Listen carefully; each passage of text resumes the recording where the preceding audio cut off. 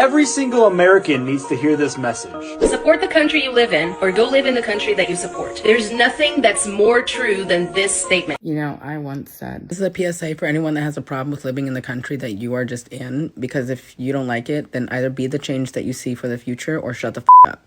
As an immigrant, I find it ridiculous to see the amount of American people hating on their own country. But worse than this is the fact that they refuse to leave, and they also hate it, but they take advantage of everything that America has to offer them. It's easy to support Islam when you don't live in a Muslim country where Sharia law is in place, right? I'd like to assume that most people don't really care or know what Sharia law is, but it is a comprehensive legal system that is bound to Muslim-oriented countries such as Afghanistan, Kuwait, Iran, the UAE, etc. Some of them operate under like a dual legal system, but one of the more controversial sort of facts about the Sharia law is that their view on homosexuality is that it's sinful and therefore subject to severe punishments like stoning, flogging, or the death penalty. It's easy to complain about capitalism when you have a supermarket available every mile around you where you can go and buy food and you don't have to stand hours and hours in line for a piece of bread or a bucket of water, like it is in so many countries where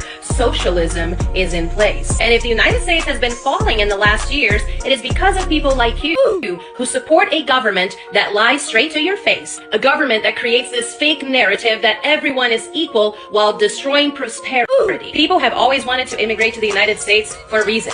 And it's not because we are a white supremacist country, not because we're racist. This I can guarantee you. It's because we've always taken the word freedom very seriously. It seems to me that it's getting lost.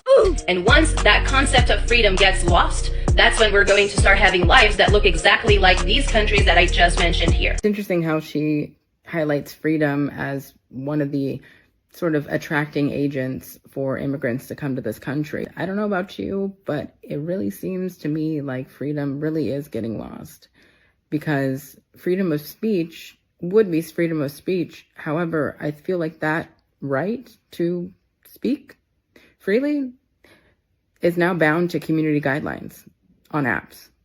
You know what I mean? I mean, take it from me. I got banned many, many times on many, many apps. I love this country because an opinion that I express, someone has the right to contest it.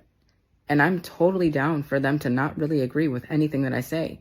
But I'm not going to kill them or silence them or censor them because they're going to promote a different view that might counter mine and might make me less popular, or might make me lose an election, or might make me not get, you know, the seat at whatever. You know what I mean? It's just like, I like the fact that you can disagree with me.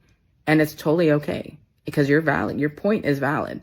Whatever you believe, whatever your individual self believes is going to be correct to that person's individual perspective, because it's all subjective, right?